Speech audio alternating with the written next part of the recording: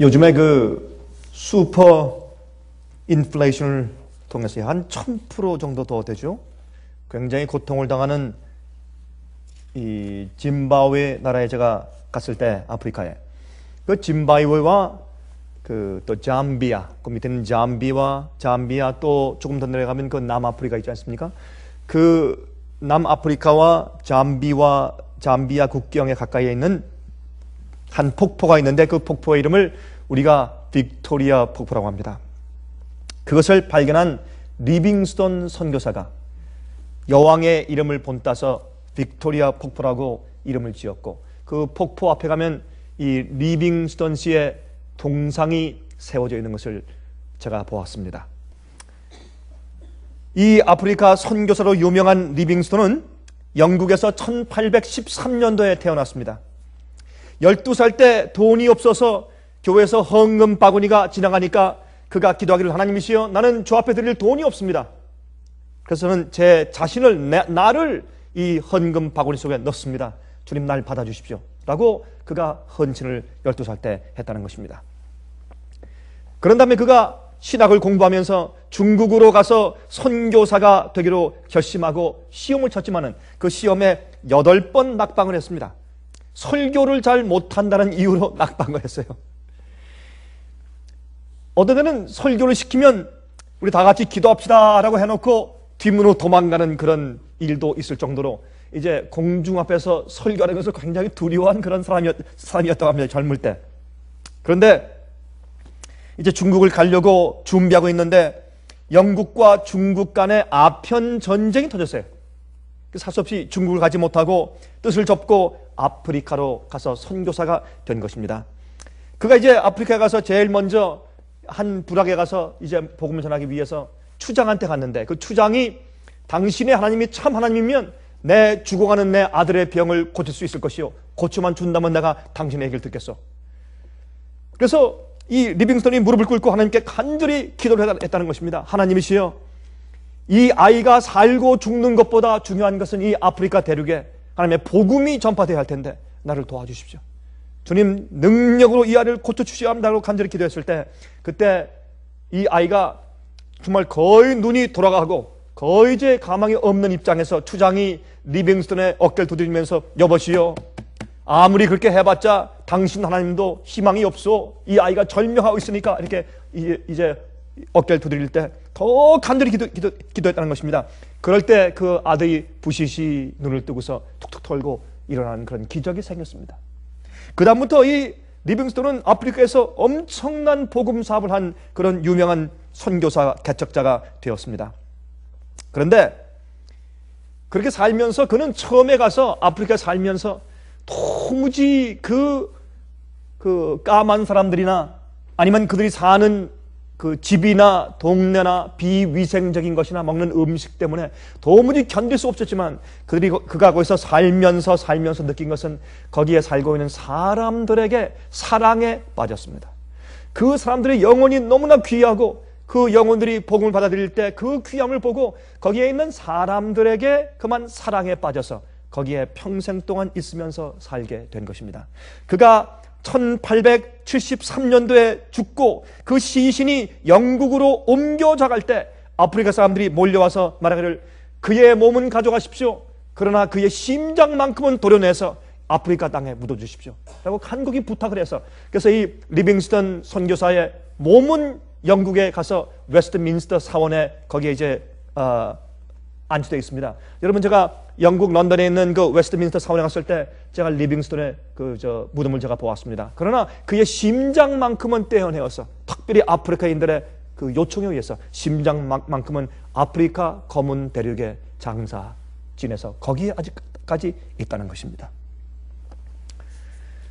제가 이 얘기를 생각하면서 여러분들께 출애굽기 21장 2절부터 6절까지 있는 말씀 제가 좀 소개해 드리겠습니다. 여러분, 출애굽기 21장 2절부터 6절까지 있는 말씀을 제가 좀 읽어 보겠습니다. 이런 말씀이 기록되어 있죠. 출애굽기 21장 2절부터 6절까지입니다. 내가 히브리 종을 사면 그가 6년 동안 섬길 것이요 제7년에는 값없이 나가 자유할 것이며. 여러분 아시다시피 노예 제도에서 히브리인들의 종은 말이죠, 반드시 6년 동안만 이제 사용하다가 7년째는 해방시켜서 내보내야 합니다. 그것을 그들이 안식년이라고 불렀죠. 그렇죠? 안식년에는 6년 동안 이제 갈던 그 밭도 제7년 때 1년 동안 휴식을 시켜야 합니다. 그것이 안식년 제도였습니다. 그가 단신으로 왔으면 단신으로 나갈 것이요 장가 들었으면 그 아내도 그와 함께 나가려니와. 다시 말해서 결혼한 채로 왔으면 결혼한 부인과 함께 나갈 것이요 혼자 왔으면 혼자만 나가는 것입니다. 그러나 그가 노예로 이제 팔려와서 사는 동안에 결혼을 해서 자식을 낳았으면 이제 6년을 섬기고 나서 7년째 될 때 그는 그 아내와 자식은 주인 것이기 때문에 놓아두고 혼자 나갈 수밖에 없는 것입니다. 그때 4절에 말씀했습니다. 상전이 그에게 아내를 주므로 그 아내가 자녀가 낳았으면 그 아내와 그 자식들은 상전에게 속할 것이요 그는 단신으로 나갈 것이로되 종이 진정으로 말하기를 내가 상전과 내 처자를 사랑하니 나가서 자유하지 않겠노라 하면 상전이 그를 데리고 재판장에게로 갈 것이요 또 그를 문이나 문설주 앞으로 데리고 가서 그것에다가 송곳으로 그 귀를 뚫을 것이라. 그가 영영이 그 상전을 섬길 것이라. 여러분, 이 얘기는 종이 진정으로 말할 때 나는 내 아내를 너무 사랑하고 내 이 아이들은 내 자식이고 내가 혼자 나갈 마음이 없습니다. 나 혼자 자유할 마음이 없습니다. 내가 또 이렇게 친절하고 자비하신 주인을 내가 사랑하기 때문에 존경하기 때문에 내가 평생 동안 내가 주인을 섬기겠습니다. 그런 마음이 있는 종이 진정으로 말하면 어떻게 하라고요? 그 종을 데리고 이제 문에 데려가서 그 문에 귀를 대고 거기다 송곳으로 구멍을 뚫습니다. 구멍을 뚫어서 그 종이 자기의 원하는 대로 영원토록 그 주인을 섬기고 그 아내와 자식과 함께 거기서 영원히 살도록. 여러분, 영원히 산다 무슨 말입니까? 영원한 불, 그러면 꺼지지 않는 불입니까? 목적이 영원하다는 뜻이죠. 여러분, 영원히 어떻게 종이 됩니까? 죽는데. 무슨 뜻입니까? 죽을 때까지. 그렇죠? 그런 뜻이 되겠죠. 죽을 때까지 그 상전을 섬길 것이나 그 아내와 자식과 함께 살 것이라는 그런 말씀을 여기 한 것을 우리가 성경에서 볼 수가 있습니다. 여러분, 이 얘기는 참 감동적인 이야기입니다. 여기 있는 얘기의 표상은 우리 구주 예수님을 상징하는 것입니다. 여러분, 요한복음 3장 16절을 말씀하기를 많은 사람들은 하나님이 세상을 이처럼 사랑하사 독생자를 주셨으니 누구든지 저를 믿는 자마다 멸망치 않고 영생을 얻게 하려 하심이라. 쉽게만 이해하지만 거기엔 엄청난 의미가 담겨 있는데, 하나님이 세상을 이처럼 사랑하사 어떻게 하셨어요? 당신의 독생자 예수님을 우리에게 주셨어요. 완전히 주어버리셨어요. 예수님은 이 땅에 오신 다음에 영원히 우리 인간의 한 가족이 되셨어요. 예수님이 돌아가시고 부활하시고 승천에 올라가실 때도 영광스럽게 변화된 인간의 육신을 가지고 올라가셨어요. 그래서 예수님은 하늘에 올라가서도 어떻게 해요? 손에 못자국을 그대로 가지고 있다고 말하고 있습니다. 여러분, 예수께서 부활하신 다음에 어떻게 했습니까? 도마가 나는 예수님의 손에 못자국과 옆구리에 있는 창자국을 보지 않으면 믿지 않겠다 말했을 때 예수께서 창자국을 보여주시고 손에 못자국을 보여주시면서 자, 보지 않고 믿는 자는 더 행복하다, 더 믿음이 있는 것이야. 자, 보아라. 이래도 믿지 못하겠느냐? 나야.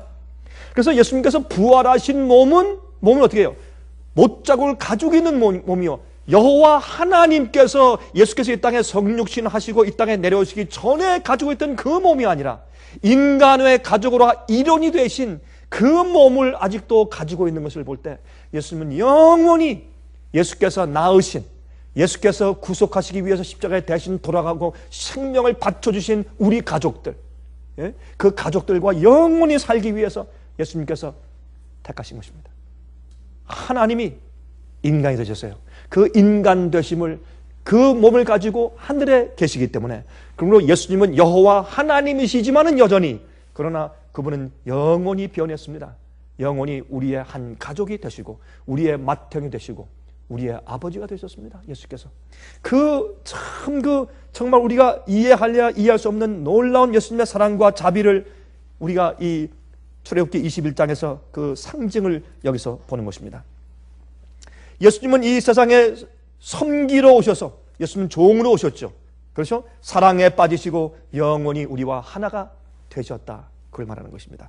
여러분 마가복음 10장 45절 보시면 인자에 온 것은 섬김을 받으려 함이 아니라 도리어 섬기려 하고 자기 목숨을 많은 사람의 대속물로 주려 하심이라.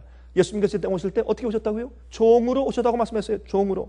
빌립보 2장 5절부터 8절 너희 안에 이 마음을 품으라 곧 그리스도 예수의 마음이니 그는 근본 하나님의 본체시나 하나님과 동등됨을 취할 것으로 여기지 아니하시고 오히려 자기를 비어 종의 형체를 가져 사람들과 같이 되었고 사람의 모양으로 나타나셨음에 자기를 낮추시고 죽기까지 복종하셨으니 곧 십자가에 죽으심이라.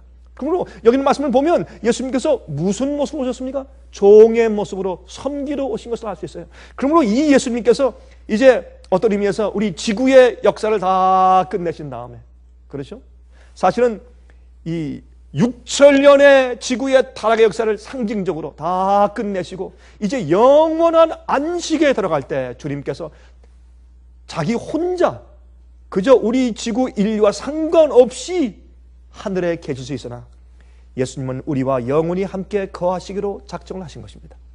그러므로 예수님께서 십자가에 달려 돌아가실 때 그때 어떻게 해요? 예수님께서 할 일을 다 하셨으니까 그저 우리 인간들을 내가 이렇게 악한 인간들 소용이 없구나 그냥 남겨두시고 예수께서 단신으로 오셨기 때문에 단신으로 다시 돌아가실 수 있었으나 예수님께서 어떻게 해요? 이 우리 인류 가족들과 함께 영원히 한 일원이 되기로 선택을 하신 것입니다. 그래서 여러분 출애굽기 21장에 있는 이 종의 이 귓부리에 구멍을 뚫은 이 얘기는 우리를 사랑하시기 위해서 우리의 일원 되시고 영원히 우리의 가족 되신 우리 구세주 예수님을 상징한 얘기가 아닐 수가 없는 것입니다. 여러분 시편 40장을 좀 펴서 보시겠어요? 시편 40장 6절부터 8절까지 있는 말씀을 좀 펴서 보십시다. 시편 40장입니다.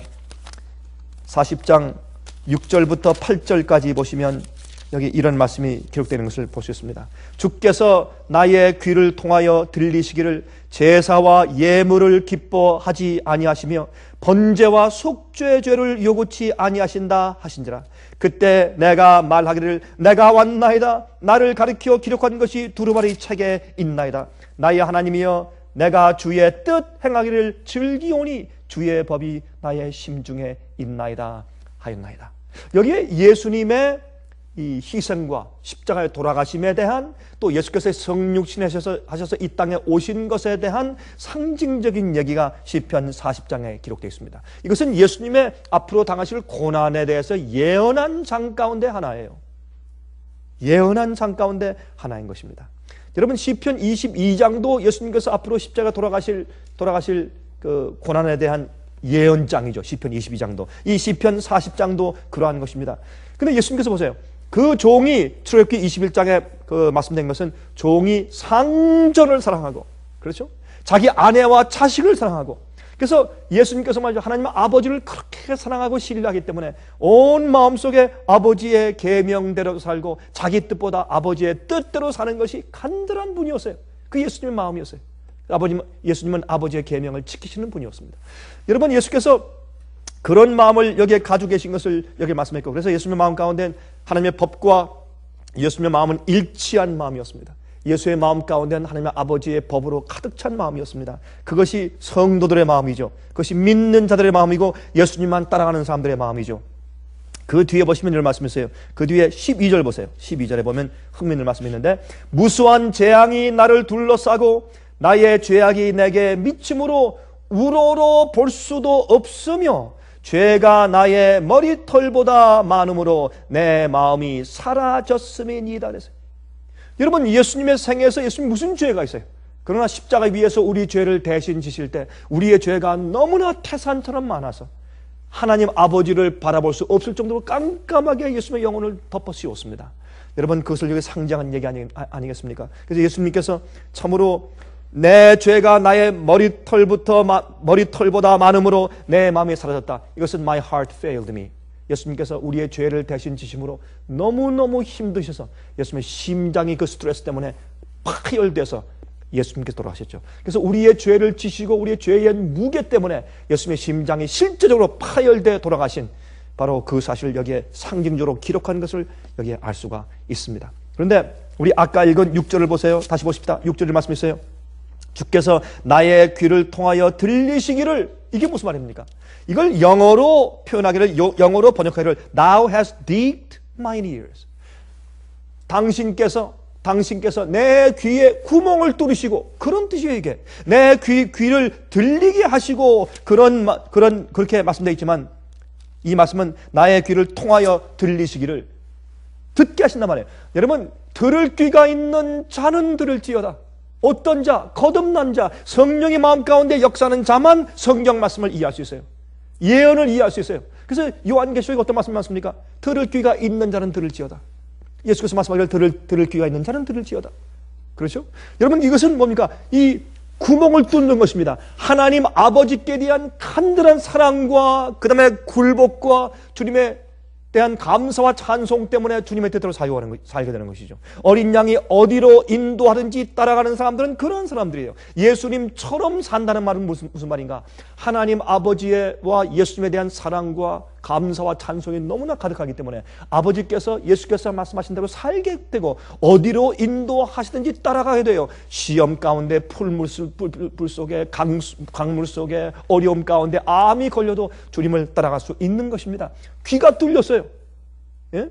나는 상전이 너무 좋고 내 가족이 너무 사랑하기 때문에 나는 혼자 안 나갑니다. 난 여기 영원히 같이 있을랍니다. 시편 23장에 어떻게 해요? 내가 여호와의 집에 영원히 거하리로다. 내 머리에 기름으로 부으시니 내 잔이 넘치나이다. 그렇죠? 그러므로 내가 내 아버지 집에 영원히 거하리로다. 그 시편 23장 얘기 아닙니까? 그래서 경험적으로 목자를 아는 사람들, 경험적으로 예수님을 알고 경험적으로 하나님을 아는 사람들, 그런 사람들은 귀가 뚫린 사람들이에요. 들을 귀가 있는 사람들이에요. 성령을 통해서 귀가 뚫렸어요. 자기가 헌신했어요. 난 이렇게 하겠습니다. 그 증거로 무엇이 생겨요? 귀에 구멍이 나, 귀가 뚫려요. 말씀이 들어와요. 하나님의 말씀이 들어오고, 주님의 계명이 들어오고, 주의 명령이 들어오는 것이에요. 그래서 계명을 지키는 것은 무거운 것이 아니로다. 그렇게 요한일서 5장에 말씀하신 것을 우리가 알게 되는 것입니다. 여러분, 예수님께서는 십자가에서 내려오셔서 혼자 하늘로 올라가실 수가 있으셨어요. 혼자 오셨으니까. 그러나 우리와 영원히 함께 계시기로 결정하신 것을 보고 우리가 얼마나 감사한지 모르겠습니다. 그래서 요한복음 17장 14절에 말씀하기를 아버지여 내게 주신 자도 나 있는 곳에 나와 함께 있어. 이것이 예수의 마음 아닙니까? 내게 주신 자도 나 있는 곳에 나와 함께 있어. 하나님께서 여러분들을 예수님께 주셨습니까? 하나님께서 여러분들을 예수님께 드렸습니까? 그렇습니다. 예수께서 말씀하기를 내게 주신 자도 나 있는 곳에 나와 함께 있어. 아버지께서 창세 전부터 나를 사랑하심으로 내게 주신 나의 영광을 저희로 보게 하시기를 원하나이다. 그렇게 말씀을 했어요. 귀를 송곳으로 뚫는 종으로 예표되신 예수 그리스도. 우리가 이 사실 때문에 하늘에 가서도 영원히 주님을 찬송하게 되는 것입니다. 여러분, 잃어버린 한 마리 양을 찾아 나선 목자, 그렇죠? 99마리 양은 우리에 놔두고 한 마리 양을 찾아서 오신 목자. 하늘에 그 많은 창조 피조물들과 그 다음에 천사들이 그렇게 많이 있는데도 우리에 다 남겨두고 잃어버린 바 된 지구 하나를 찾아서 멀리 오신 예수 그리스도, 그리고 우리와 하나가 되어서 영원히 한 가족으로 살기로 선택하신 예수 그리스도, 귀를 송곳으로 뚫는 종으로 예표되신 예수 그리스도의 사랑의 이야기인 것입니다. 여러분, 그런데 이 가운데 참 우리가 마음이 안타까운 것은, 그러나 목자의 음성을 듣고 따르는 양들이 따로 있어요. 하나님께서 한 백성을 가지고 계시고 한 백성을 이 세상에서 모으시고 준비하시고 있는 것을 아는 것입니다. 알곡의 성질은 똑같아요. 여러분, 쌀의 알곡은 똑같아요. 보리의 알곡은 똑같고 밀의 알곡은 다 똑같아요. 다른 것이 없어요. 밀의 말이죠, 종류가 100가지, 200가지가 아니에요. 밀은 한 가지예요. 쌀도 한 가지고 보리도 한 가지고 좁쌀도 한 가지예요. 알곡은 한 가지 종류예요. 쭉정이는 쭉정이고 알곡은 알곡이에요. 하나님께서 그래서 당신의 목자의 음성을 듣고 따르는 양들이 따로 있다고 말씀하셨어요. 예수님께서 그렇게 십자가에서 목숨을 바치시며 우리를 사랑하셨지만은 우리가 다 구원받는 것은 아닙니다. 예수의 십자가를 믿는다고 다 구원받는 것이 아니라 예수님을 어린 양이 어디로 인도하는지 순종하며 따라가는 자들이 구원받는다고 성경에 되어 있어요. 여기에 대한 오해가 세상에 많이 있는 것입니다. 여러분, 이번에 제가 LA 다녀오는데 제가 이제 비행기를 탔는데 한 분을 만났어요. 저한테 좀 아는 표정을 좀 하더라고요. 나중에 좀 앉아서 얘기해 보니까 저에게서 이제 명함을 달라고 해서 명함을 주니까 강병국 목사님이십니까? 예, 그렇습니다. 어떻게 저를 아십니까? 아이, 목사님 모르면 안 되죠. 그래서 우리 월간지를 보고 또 우리 여러 설교들을 이제 들었다고 말을 하면서 자기가 3일 동안 금식을 하면서 간절히 주 앞에 기도하면서 내게 진리를 보여주십시오. 내게 올바른 길로 인도해 주십시오. 간절히 기도하고 금식을 하고 딱 마치고 비행기를 탔는데 하나님께서 당신을 내 옆에 딱 앉게 하셔서 개인적인 세미나를 하게 하셨으니까 참 감사합니다. 목사님 세미나 많이 하시죠? 오늘은 절 위해서 개인적인 세미나를 좀 해주십시오. 4시간 내내 우리가 말씀을 연구했습니다. 여러분, 알고 보니까 그분이 목사예요. 참 좋은 시간 가졌습니다. 저는 이런 경험을 자주 합니다. 한두 번이 아닙니다. 자주 합니다. 제가 한국에 가서 지난번 얼마 안 됐죠. 한국에 가서 안경 알이 좀 오래돼서 그걸 알을 바꾸기 위해서 남대문 시장을 가죠. 여러분, 남대문 시장 가면 그 한 곳에 이 안경점이 150개 내지 200개가 모여 있어요. 남대문 시장에. 거기가 제일 싸다 그러죠. 거기 좀 제가 얼마나 싼가 보려고 좀 거기 한번 갔어요. 갔는데 거기 있는 사람이 말하기를 저한테 남대문 시장에는 안경점들은 기네스북에 올랐대요. 그게 무슨 말입니까? 세계에서 안경점들이 한 곳에 제일 많이 모여 있는 곳이 남대문이래요. 그래서 기네스북에 올랐대요. 근데 거기 가서 이제 그 가운데 한 곳에 가서 제가 안경을 좀 이렇게 안경 알을 좀 맞추고 있는데 한 분이 이렇게 보시더니 강 목사님이시죠? 아니, 어떻게 저를 어떻게 아십니까? 전 TV에서 자주 봤습니다. 한 번은 제가 식당에 갔습니다. 이번엔 얘기입니다. TV에서 나오시는 강 목사님 맞죠? 여러분, 제가 그런 분들을 만나서 대화를 하면서 느끼는 것이 있습니다. 어떤 때는 제가 그렇게 정말 힘을 다해서 열심히 가르치고 말을 해도 뚫린 귀가 없는 사람들이 있어요. 그러나 이미 이 귀가 뚫린 사람들이 있어요. 이미 송구서 뚫렸어. 상전 하나님 아버지를 사랑하고 인류 사랑해요. 그거 계명지키는 거 아닙니까? 계명지키는 건 무엇입니까? 온 마음과 뜻과 정성과 목숨과 힘을 다하여 너희 하나님을 사랑하고 내 이웃을 내 몸처럼 사랑하라. 예수의 마음을 가진 자들, 귀가 뚫린 자들, 진리를 알아듣는 사람들, 예? 이런 사람이 따로 있어요. 주께서 당신의 양을 알아보세요. 보세요. 요한복음 10장 10절부터 16절에 이런 말씀했습니다. 도적이 오는 것은 도적질하고 죽이고 멸망시키는 것뿐이요 내가 온 것은 양으로 생명을 얻게 하고 더 풍성히 얻게 하라는 것이라. 나는 선한 목자라. 선한 목자는 양들을 위하여 목숨을 버리거니와 싹구는 목자도 아니요 양도 제 양이 아니라. 이리가 오는 것을 보면 양을 버리고 달아나니 이리가 양을 늑탈하고 또 해치느니라.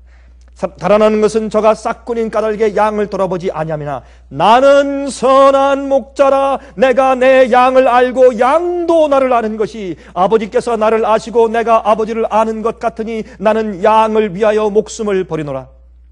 또 이 우리에 들지 아니한 다른 양들이 내게 있어 내가 인도하여야 할 터이니 저희도 내 음성을 듣고 한 무리가 되어 한 목자에게 있으리라. 여러분, 항상 우리는 이런 생각을 해요. 내 주에는 우리 안에만 있어야지 주의 양인 줄 알지만 주께서 말씀하기를 이 이외에 다른 우리에 있는 내 양들이 있다고 말씀하셨어요. 그 양들을 앞으로 하나님께서 모으시는 것입니다. 그 사람들이 여자의 남은 무리들이에요. 그 백성들을 모으실 것입니다. 그러나 주님께서 양 같은 자들이 많을지라도 이 목자를 어디로 인도하든지 간에 따라가는 양들이 따로 있단 말이에요. 따로 있어요. 참 목자의 음성을 듣는 자들, 목자의 음성을 알아보는 자들, 귀가 뚫린 자들, 목자가 어디로 인도하는지 그 소리를 듣고 따라가는 자들, 그렇게 성경은 말하고 있어요. 우리가 생각지 않은 다른 우리에 있는 양들도 결국은 이 우리 안으로 불러 모실 것이라 말입니다. 요한계시록 14장 4절과 5절에 말씀하기를 이 사람들은 여자로 더불어 더럽히지 아니하고 정절이 있는 자라 어린 양이 어디로 인도하든지 따라가는 자며 사람 가운데서 구속을 받아 처음 익은 열매로 하나님과 어린 양에게 속한 자들이니 그 입에 거짓말이 없고 흠이 없는 자들이더라 그랬어요. 어린 양이 어디로 인도하든지 그 어린 양은 예수님이고 그분이 우리의 참 목자 아니십니까? 그 음성을 알아듣고 귀가 뚫렸으니까 그 음성을 알아듣고서 계속해서 따라가는 그런 자들을 말씀했습니다. 그래서 요한계시록 18장 4절을 말씀하기를 마지막 시대 오늘날 우리 이 시대에 말씀하기를 또 내가 들으니 하늘로서 다른 음성이 나서 가로되 내 백성아 거기서 나와. 그 잘못된 우리에서 나와야 돼요. 나와 그의 죄에 참여하지 말고 그의 받을 재앙들을 받지 말라 말씀했습니다. 오류에 빠져있지 말고 요한계시록 14장 12절에 말씀하기를 성도들의 인내가 여기나니 저희는 하나님의 계명과 예수 믿음을 지키는 자니라 했어요. 예수 믿음을 지키는 자니라. 여러분이 예수의 믿음이 뭡니까? 예수께서 가지고 계셨던 이 땅에서 사실 때 가지고 계셨던 그 믿음, 또 더 나아가서 예수께서 우리에게 가르쳐 주신 그 믿음, 그 예수의 믿음이요. 예수께서 예수님을 믿는 믿음을 뿐더러 더 나아가서 예수께서 가지고 사셨던 그 믿음, 예수께서 믿음에 대해서 우리에게 가르치셨죠. 예수께서 우리에게 가르쳐 주신 그 믿음, 그 믿음을 가진 자들이다. 누가? 마지막에 성도가. 여러분 오늘날 로마 교회에서는 말이죠, 뭘 많이 만들었어요? 성자를 많이 만들었어요. 성자, 무슨 성자, 무슨 성자, 성자를 많이 만들었어요. 그러나 그들이 성자, 교회가 만든 그 성자가 성자가 아니라 성경은 성도, saint, 성자, 성도라고 번역했지만 그들이 성자예요. 어떤 자들? 거듭나고 회개하고 죄를 버리고 예수님의 음성을 듣고 예수의 믿음을 가지고 끝까지 주님 따라가는 자들을 성도, 성자라고 말하는 것을 우리가 볼 수 있습니다. 예수님의 양들이에요. 선한 목자의 음성을 알아보고 그 목자만 따라가는 양들을 우리가 성경에서 볼 수가 있는 것입니다. 요한복음 14장 6절에 말씀하기를 예수께서 말씀하시되 내가 곧 길이요 진리요 생명이니 나로 말미암지 않고는 아버지께로 올 자가 없느니라. 아버지께로 올 자가 없느니라. 여러분 우리가 진리를 알기 원하면 예수님을 알아야 합니다. 우리가 어떤 길로 가야 할까 답답해서 우리가 찾기 원하면 예수님을 알아야 합니다. 우리가 생명을 얻기 위하고 이 죽음에서 생명을 얻기 간절히 바라면 우리가 예수님을 알아야 합니다. 예수님께서 길이고 진리고 생명이시기 때문에 그렇습니다. 여러분 요즘에 너무나 인간적인 가르침들이 난무합니다. 그렇죠? 인간의 방법들이 난무하고 인간의 예배 형식이 난무합니다. 예수께서 뭐라고 말씀했습니까? 예수님께서 어떻게 말씀하셨는가? 예수께서 어떻게 사셨는가? 예수께서 어떤 길로 가셨는가? 예수께서 어떻게 행하셨는가? 그것이 길이요 진리요 생명입니다. 예수님이 진리입니다. 여러분 그러므로 예수께서 가르치신 믿음대로 사는 자들, 그 자들이 성자입니다. 마지막 시대에 예수님을 끝까지 따라가는 양들을 성도라고, 성자라고 성경이 말한다 그 말입니다. 이것은 여러분 요즘에 이 시점에 들어와서 우리에게 얼마나 심각한 얘기인지 모르겠어요. 여러분 이제 조금만 있으면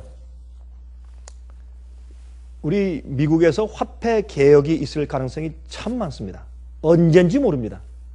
제가 오늘 어떤 분에게 제가 이메일을 보내면서 그렇게 얘기했어요. 이거는 미국에서 화폐 개혁이 곧 오고 달러가 그만 그 가치를 갖다가 그냥 곤두박질해서 떨어질 것을 우리가 다 알지만 언제 올 것인지 우리는 그건 모릅니다. 아무도 말할 수 없습니다.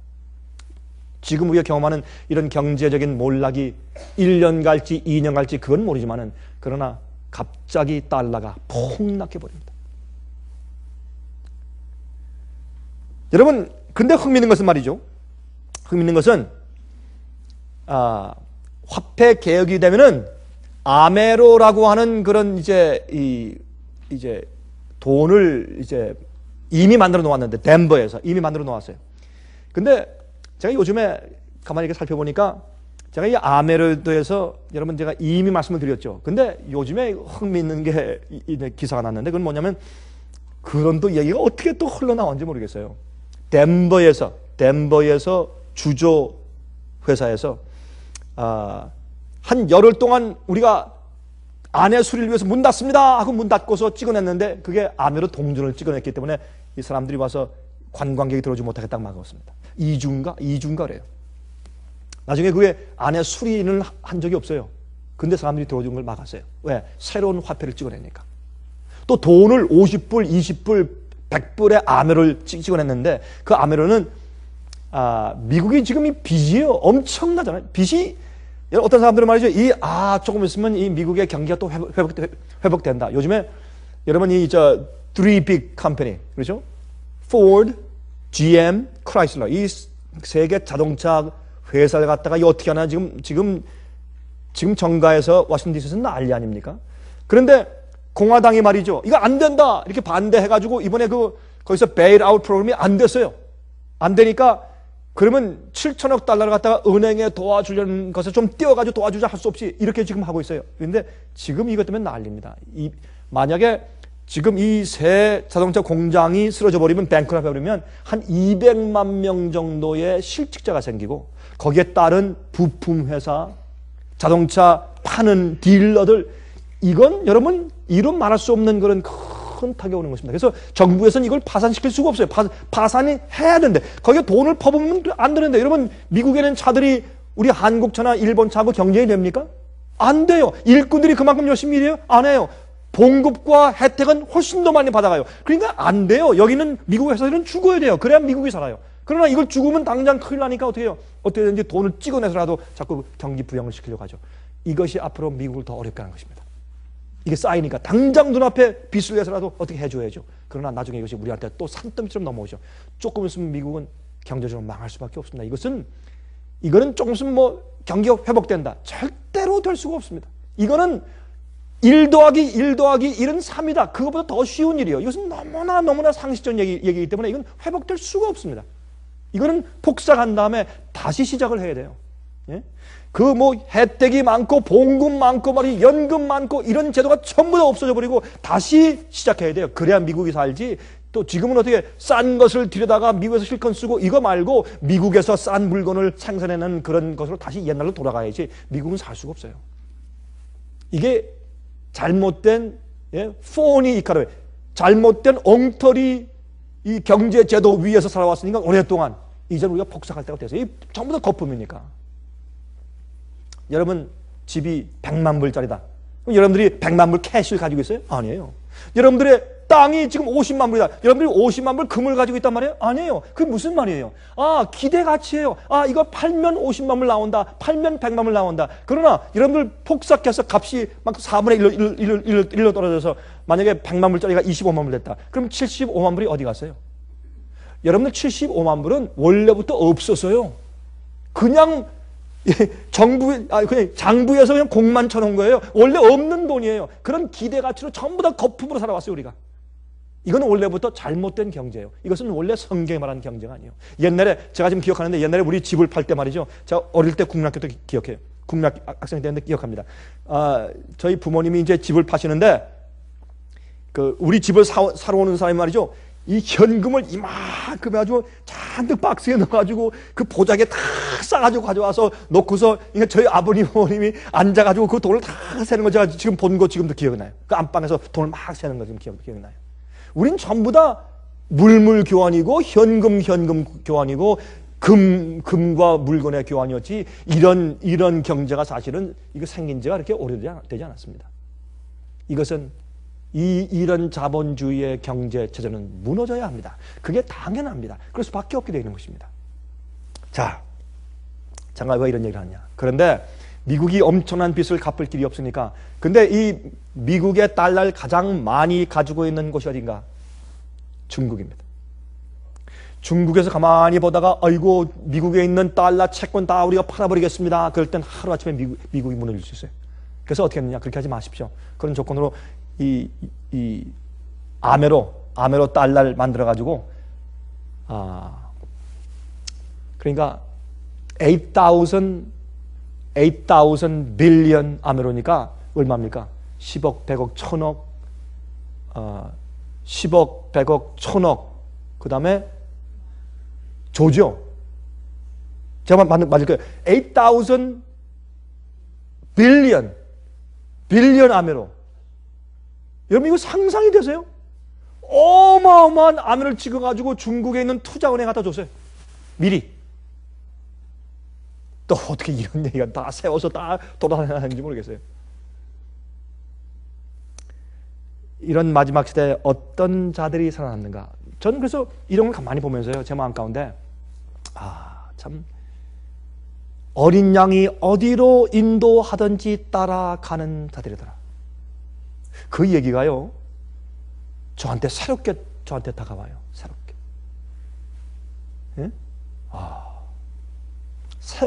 저한테 새롭게 다가와요.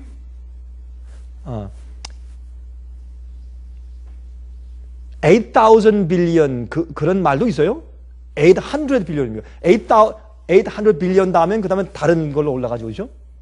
트릴리언으로 올라가죠. 그러니까 제가 말을 잘못한 것 같습니다. 8,000이니까 800 빌리언. 그러니까 8,000억 유로, 아메로. 8,000억 아메로 달러. 8,000억, 상상도 못할 정도. 8,000억, 그러니까 이 8조 아니 8,000억 아메로, 800 빌리언 아메로 달러를 찍어서 그것을 중국에 이미 줬어요. 그렇게 안 하면 큰일 나니까. 이렇게 해서 미국의 빚을 그렇게 돌려서 막아버리기 위해서 이런 화폐 계획을 이미, 누가 화폐 계획을 요구했습니까? 근데 미리 이렇게 해놨어요. 그럴 수밖에 없기 때문에. 여러분 아십니까? 그때 우리가 가지고 있는 예금, 우리가 가지고 있는 돈의 예금, 주식 사놓은 거, 우리가 적금해 놓은 거, 우리의 연금, 이런 것들이요, 우리가 가지고 있는 달러 캐시, 여러분들 꽁꽁 달러 캐시 이렇게 장롱에 감춰둔 것들 있잖아요. 그런 모든 그 달러가 값이요, 갑자기 1달러가 10전 되는 거예요. 10전. 10전. 가치가 10분의 1로 떨어져 버린 거예요. 그때에도 경제적인 프레셔를 받고서 어떤 일이 있더라도 사고 팔고 하게 하지 않을지라도, 사고 팔게 하지 못하게 할지라도 어린 양만 따르는 자들. 그렇게 성경을 말씀하고 있어요. 그렇게 말씀하고 있습니다. 그래서 요즘에 여기에 있는 그 14만 4천에 대한 이야기가 제 마음 가운데 가슴에 참 새로운 의미로 몰려와요. 자, 이런 모든 경제적인 파탄을 보면서 이젠 정말 사고 팔고 하게 하지 못하는 압력이 오겠구나. 그런 독자적인 이 방법이 올 수밖에 없어요. 그럴 때 어린 양이 어디로 인도하든지 따라가는 사람들, 그 사람들이 예수님만 따라가는 사람들이고, 그 사람들이 하나님의 참 양이고 참 목자의 음성을 듣고 귀에 구멍 뚫린 사람들이에요. 예? 들을 귀가 있는 사람들이고, 그 사람들이 성자, 성도라고, 세인트라고 그렇게 성경은 말하고 있는 것입니다. 여러분, 이 성경은 말하기를 예수의 믿음을 가진 자들인데 또 뭐라 그랬어요? 하나님의 계명을 지키며 예수의 믿음을 가진 자라, 그렇게 말씀을 하고 있어요, 성경은. 그리고 그들은 예수의 믿음을 가지면 어린 양이 어디로 인도하는지 따라가는 사람들은 하나님의 계명을 지키는 사람들이에요. 왜요? 순종할 마음이 있어요. 사랑하는 마음이 있으니까. 그게 부담이 아니에요. 이 귀에 구멍이 뚫렸어요. 그래서 계명을 지키는 사람들이라고 성경을 말하고 있어요. 내가 나를 사랑하면 내 계명을 지키라고 예수께서 말씀하셨어요. 요한복음 14장에 내가 나를 사랑하면 내 계명을 지키리라. 내 계명을 지키는 자라야 나를 사랑하는 자라. 그렇게 성경은 계속해서 말씀하고 있어요.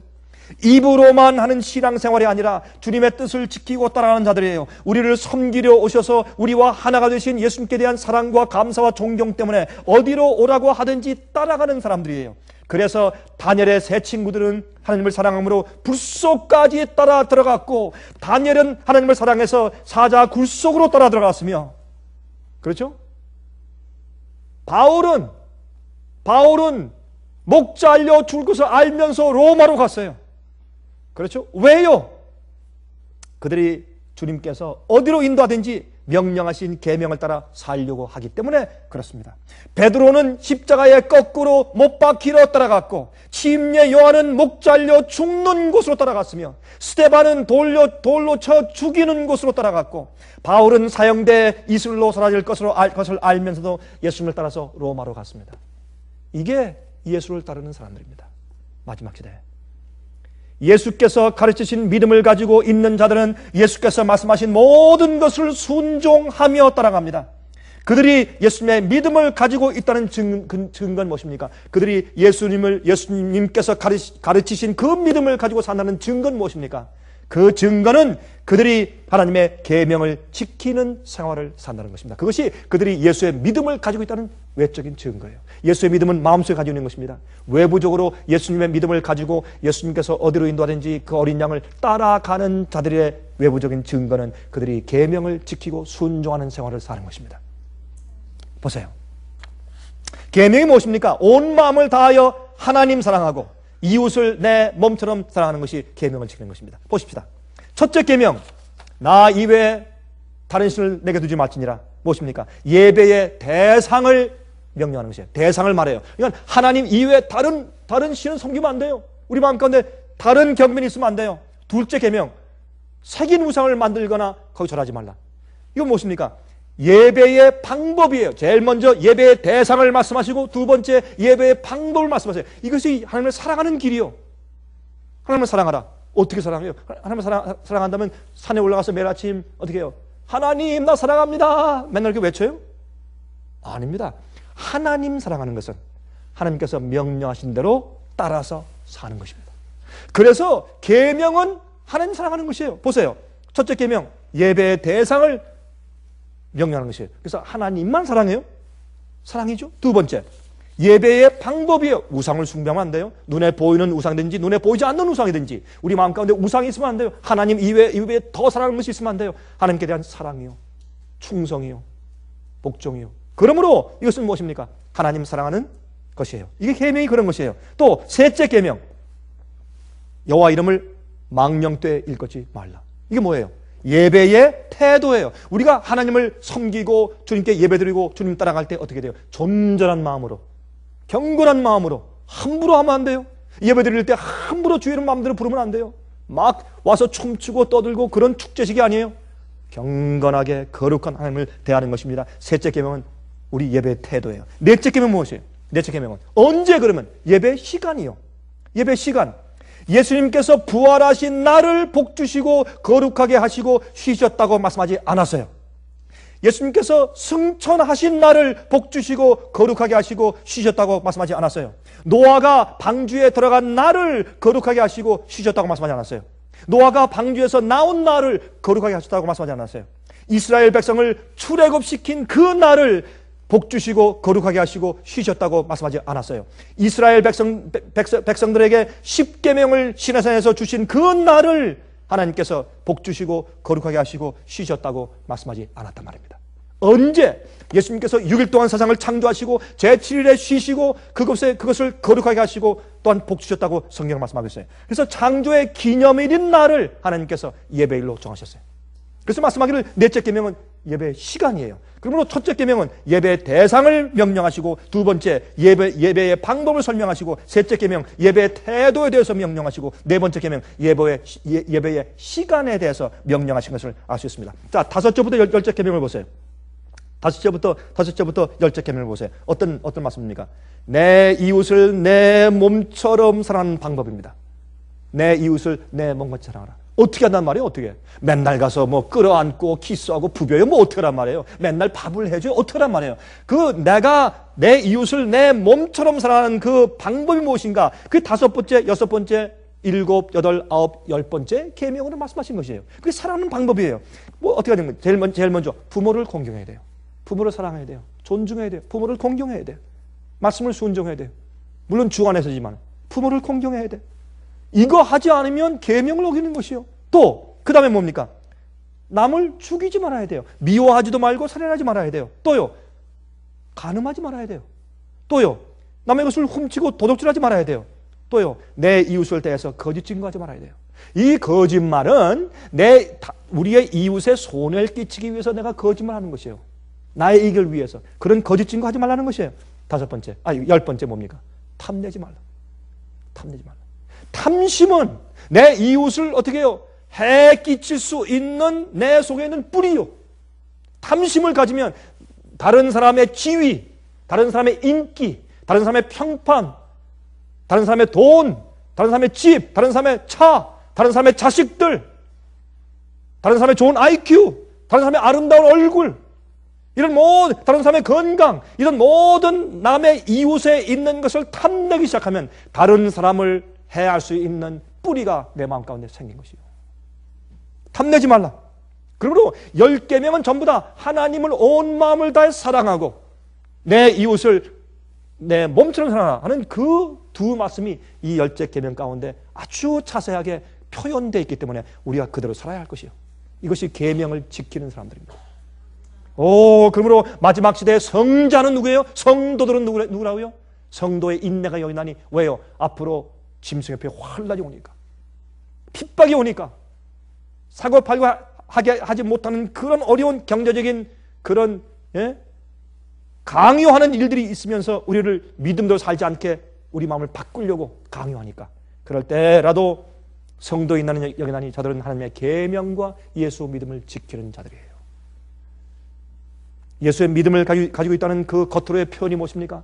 하나님의 계명을 지키는 것이라 그렇게 말씀하는 것입니다. 계명을 지키기 위해서, 우상 숭배하지 않기 위해서 다니엘 세 친구들은 풀무불 속에 들어갔습니다. 죽으면 죽었지. 다니엘은요, 첫째 계명을 어기지 않기 위해서 여호와 나 이외에 다른 신을 섬기지 마라, 그 첫째 계명을 어기지 않기 위해서 그는 사자굴 속에 들어갔어요. 마지막 시대도 마찬가지입니다.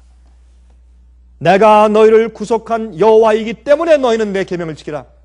그것이 출애굽기 20장 아닙니까? 10계명을 반포하시기 전에 나는 너희를 애굽에서 구원해낸 구속자 여호와이기 때문에, 나는 너희의 구세주 구속자이기 때문에 너희는 내 계명을 지키라, 그렇게 말씀되어 있어요. 그러므로 우리가요, 계명을 지키는 것은 예수님께서 우리를 어디로 인도하시든지 따라가는 길은요, 우리가요, 우리 귀에 구멍을 뚫는 일이에요. 우리가 하나님 사랑하고 내 가족 사랑하기 때문에. 무엇입니까? 하나님 사랑하고 내 이웃 사랑하니까. 마음 가운데 계명을 지키는 마음을 받은 것이요. 귀가 뚫렸어요. 순종할 마음이 생겼어요. 사랑 때문에. 예수님의 그 사랑입니다. 예수의 마음이에요. 너희 안에 이 마음을 품으라 곧 그리스도 예수의 마음이니. 예수의 마음이 우리 마음 가운데 들어와야 그것이 가능해지는 것입니다. 예수께서 어디로 인도하시든지 따라가는 자들. 왜요? 그분이 나와 하나가 되어 주셨기 때문에. 내 주인 내 목자시니까. 그러므로 여호와는 나의 목자시니 내가 부족함이 없으리로다. 이 세상에서 어떤 일이 생기더라도, 여러분, 제가 이번에 이제 그 LA에서 제가 미국 교회에서 집회를 마치고 나니까 그 한국 분들 몇 분이 저한테 전화를 했어요. 목사님 여기 LA 오셨으니까 저 좀 꼭 좀 만나고 하십시오. 그래서 제가 또 거기 가서 또 우리 한국 분들 몇 분을 만났어요. 그들의 질문이 이것입니다. 목사님, 우리가 보니까 이 세월을 보니까, 세상에 돌아가는 것을 보니까 이제는 끝입니다. 이제 우리 어떻게 되겠습니까? 우리가 어떻게 해야 될 우리의 갈 길을 좀 우리한테 설명해 주십시오. 제가 그들과 함께 한 2시간 대화했습니다. 여러분들이시요, 이제는 참 목자의 음성을 듣는 자들, 귀에 구멍 뚫린 자들, 그래서 주의 말씀이 들리는 자들, 들을 귀가 있는 자들, 참 목자의 음성을 알아듣는 참된 양들이 있습니다. 우리 모두 하나님께서 부르시는 그 우리 안에 속하는 양들 되시기를 간절하게 바랍니다. 자비와 은혜가 충만하신 하늘에 계신 우리 아버지, 이젠 우리가 성경의 예언으로만 보았던 것들이 우리 눈앞에서 성취되고 있는 심각한 시기에 우리가 살고 있습니다.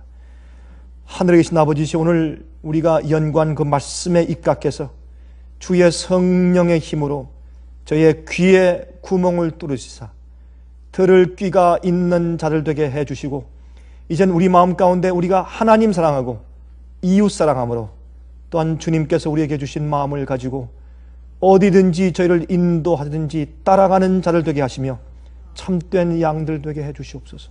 목자 되신 우리 주님이시여, 주의 음성을 들을 귀를 저에게 주시옵소서. 또한 우리가 주의 말씀과 명령을 따라 살 수 있는 능력을 허락해 주시옵소서. 이제 마지막 시험이 닥쳐옵니다.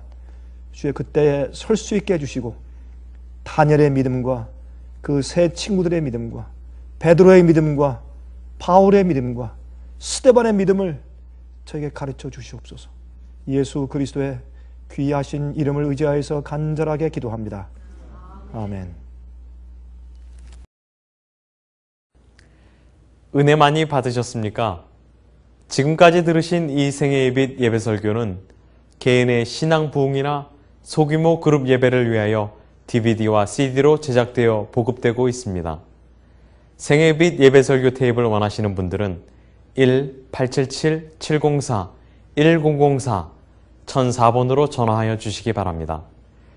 생애빛은 각종 미디어, 즉 출판물, 텔레비전, DVD, CD, 그리고 웹사이트를 통하여 복음을 전하는 미디어 선교기관입니다. 생애빛에서 이루어지는 선교사업을 크게 7가지로 나누어 소개하면 다음과 같습니다. 첫째로, 생애빛은 가정과 건강과 참된 신앙을 소개하는 월간지 살아남는 이들을 매달 발간하고 있습니다.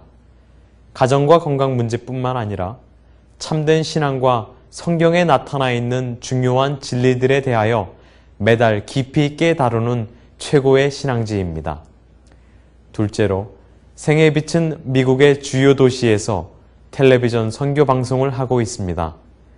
많은 분들은 생애빛 선교 방송을 통하여 복음을 발견하고 새로운 생애를 살아가고 있습니다.